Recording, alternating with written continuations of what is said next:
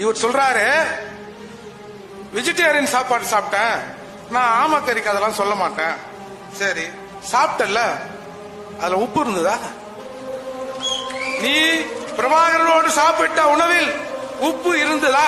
அந்த சுவையை பார்த்தியா? அப்படி பார்த்திருந்தீனா பிரபாகரனை பார்த்துட்டு நீ எப்படி ராஜபக்சேவை பார்த்த? எப்படி பிரபாகரனையும் பார்த்த, ராஜபக்சேவும் பார்த்த. ஓ, உப்பு போட்டு திங்கல போலுது, அதனாலதான் பிரபாகரனுக்கு துரோகம் பண்ணியும் ஈழத்தமிழர் அழியணும்னு நினைச்சியோ? இந்தியாவில், குறிப்பா தமிழகத்தில் இந்தியாவில் 3 பேர் ஈழத்தமிழர் போராட்டம் முடிவுக்கு வர வேண்டும், மேதகு பிரபாகரன் இறக்க வேண்டும் என்று 3 பேர் நினைத்தார்கள். அந்த 3வரில் ஒருவர் கருணாநிதி. மற்ற 2 பேர் யாரா? இன்னமும் தேடுறான்.